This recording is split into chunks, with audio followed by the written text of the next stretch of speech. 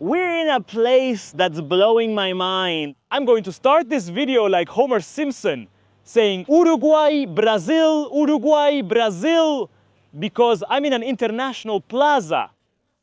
On this side, as you can see the flag, it's Uruguay. On this side, it's Brazil. We are in Rivera, a department with the same name belonging to the Oriental Republic of Uruguay. And here we are in Santana do Livramento, which belongs to the state of... But even though the name changes, the country changes, the language changes, the currency changes, it's the same city, the same urban area. On that side of this avenue, it's Uruguay, everything written in Spanish. On the other side of this avenue, it's Brazil, everything written in Portuguese.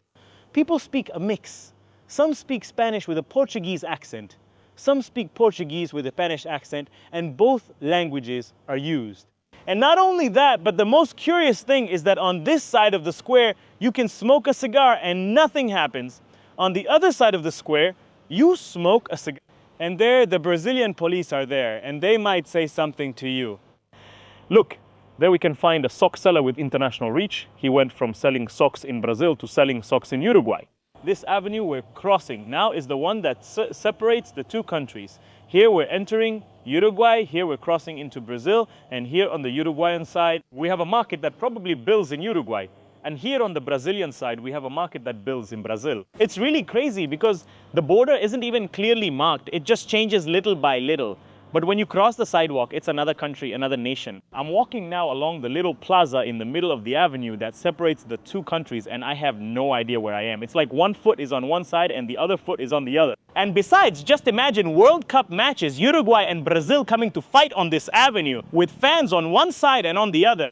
Here's this sign that tells us we're in Uruguay, and if we turn around, we're in Brazil. I bought a Coca-Cola at the supermarket in Brazil, but now I crossed over to Uruguay, I smuggled some Coke. You wind your way down an avenue where you lose track of whether you're in Brazil or Uruguay, and suddenly a store called China Store appears. Look at how amazing this bridge is. It belongs to the Casino de Rivera, an incredible construction. And speaking of casinos, you already know that when it comes to betting, no, just kidding. I'm in a total we painted the whole house mood. What's that? What's going on here? What is this about?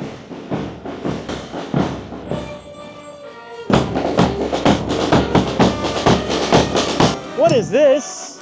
What's going on?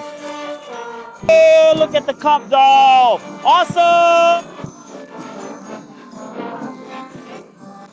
I should make a doll like that, with the figure of Commissioner Banobon. Yes, both the Rivera side and the Santana do Livramento side have about the same population, 80,000 people on one side and 80,000 on the other, more or less. It feels like being at the beach here. Portuguese music, a different language, another country. Look at this street, already lined with palm trees. That's the Caribbean spirit. Let's take advantage of being on the Brazilian side to buy ourselves some natural fruit juice and brush up dust off my Portuguese a bit, since I haven't spoken it in a while. Do you speak Portuguese? Hi, good morning. How are you? A juice, how much does it cost? 8 reais.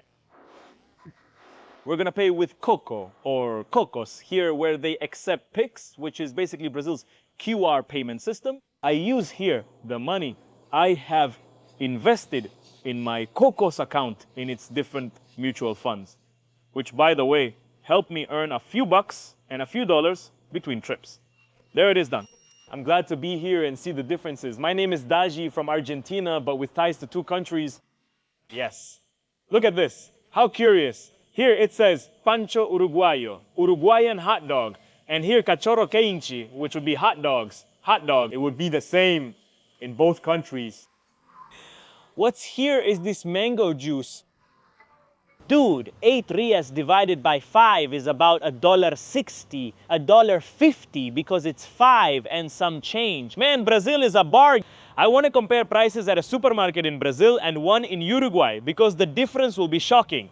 Everyone comes here to shop. Paying with cocos was helpful because I put in pesos and got the best exchange rate. So this juice cost me 2,200 pesos. Anyway, I'm really surprised that they don't ask for identification to cross from one country to the other. Someone in Spain might say, here it's normal to cross into another country without showing ID. In Mercosur, they require ID to cross borders. When I came to Uruguay, I was asked for identification. You can't cross without it. Here, however, at least at this point, maybe further ahead, there's the checkpoint. And this city is like a kind of free zone, so to speak. Otherwise, when crossing from Brazil to Uruguay, they don't ask for anything between Tacuarembó and Rivera. I don't know if there are many cities that are shared between one country and another. I mean, you have some really curious borders like this, but this one seems like one of the craziest in the world. Dude, look at this. Dizziness treatment. I found the place. I'm going to rehab and I'll be back. Still, I should clarify that in Portuguese. Tontura means dizziness. Look at this amazing church we have here, and I can't find the name. It doesn't show up on Google, and I just asked a lady what it was. She told me it's the Episcopal seat. There's a sign that says Matriz do Nazareno in 1910. Could that be the year it was built? Maybe. It looks like it's older, but I don't know.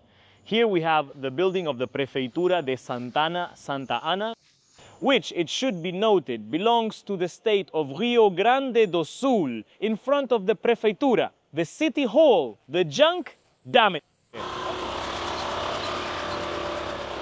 I almost died in Brazil.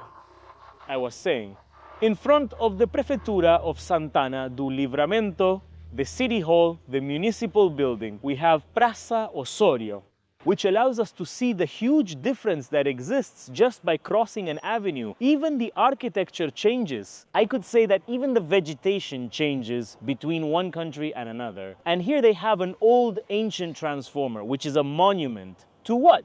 To transformation, energy transformation. Man, they take a transformer and turn it into a monument here in Brazil. And I love how they'll just set up a little kiosk in the back of a truck. You open the back of that van and just start selling things. We crossed over to the Brazilian side, and as is proper, we bought a pão de queijo here. It would be like a chipá, but the Brazilian version. I've got the Lula da Silva in my mouth. Dude, I'm going full cliche after crossing into Brazil. I bought Guaraná here. It's delicious. Whatever happens, happens. Here at this traffic light, you can see the whole economy of Santana do Livramento. Sheep farming, in fact, they have the largest number of sheep, not just in Rio Grande do Sul, but in all of Brazil. They also have beef production, agricultural production, wind energy, and vineyards. Here is the 31st parallel, which is the prime vineyard production area in the Brazilian region and also in the Uruguayan region. It has its own characteristics similar to the grape production in Mendoza, Argentina. That's what they say. Hey man, look at this slope, someplace to learn how to drive here.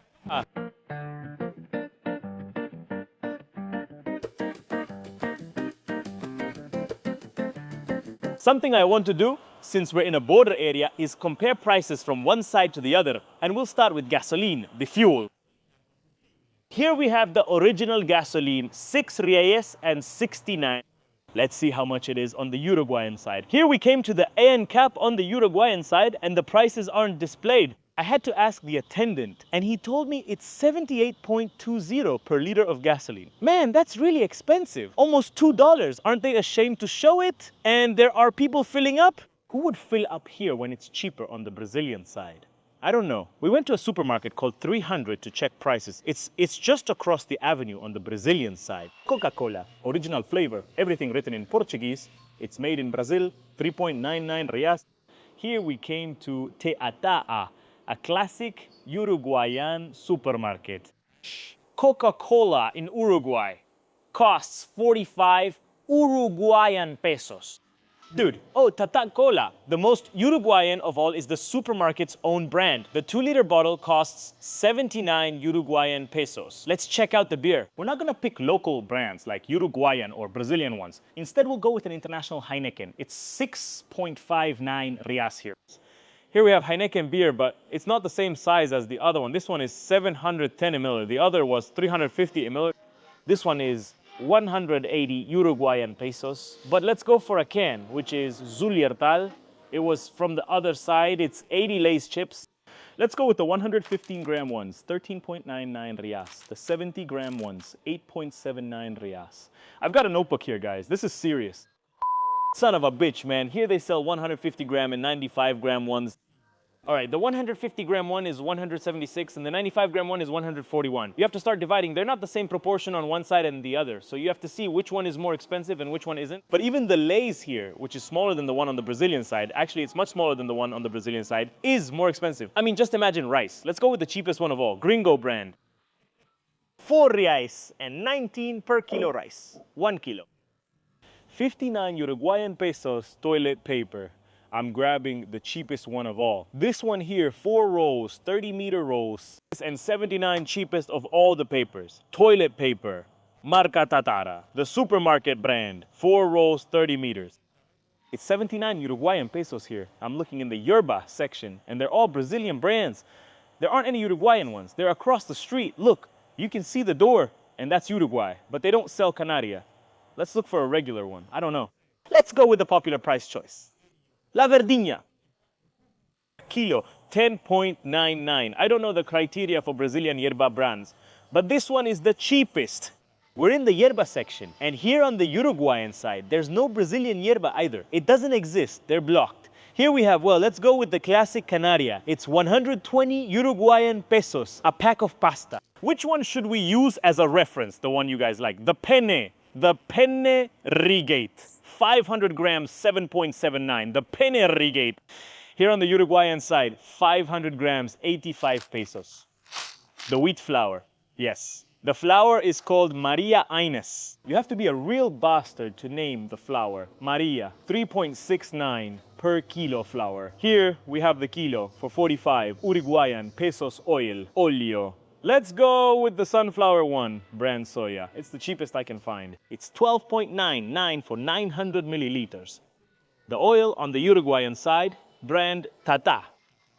It's 80 Uruguayan pesos for 900 milliliters. I don't know. In this supermarket, obviously, the fact that it's much more expensive than on the Brazilian side means there are a lot fewer people, but there are still customers shopping. Why do they come to shop here and not on the Brazilian side? I don't know. Of the few products we checked, almost all of them are about 50% more expensive in Uruguay than in Brazil. Interesting fact. It's just that this supermarket is at the farthest end of the border with Brazil, in Rivera. Supermarkets on the Brazilian side are right by the border. Just cross the avenue and there's one. So being so strategically located, I think people use this place thinking, well, I need something for everyday use. No, I'm not gonna walk the 15 blocks to Brazil. I'll buy here. It's really wild that I crossed back from Brazil to the Uruguayan side and you end up saying, wow, man, I feel at home. You can clearly notice the difference just by crossing a single avenue. Even though it's an integrated community between two countries, but you cross the avenue and it's a different neighborhood and that neighborhood ends up becoming another country. You don't know if you're in Brazil or Uruguay, but there's always an Amazonian vibe present. And here from the Rivera terminal, after having toured Rivera Santana do Livramento, just a quick, simple visit, also, which made me even more curious to come back and explore more. This international community of these two cities seemed beautiful to me. This coexistence of two countries, this craziness that exists here, and that everyone just sees as normal. Mixing languages, economies, realities. We're about to leave here on this bus that's going to take us straight to the Retiro station. Looking forward to going back to Uruguay and also wanting to go back to Brazil. Why not? I promised my community I would go to Vietnam. That came up during the live stream we did a few days ago. Uruguay was already on my list, but after that, there's no set destination. So I think the next one might be Vietnam. Ahí, unless I already have the tickets booked. And well, we'll see if we take a little trip somewhere near Buenos Aires. Thank you so much for being there. I think I fell a little short with the video, and I feel a bit like I owe you because there are some little places I still need to visit here in this border community. But we'll be back soon. I hope so. Thank you for being there, and see you next time.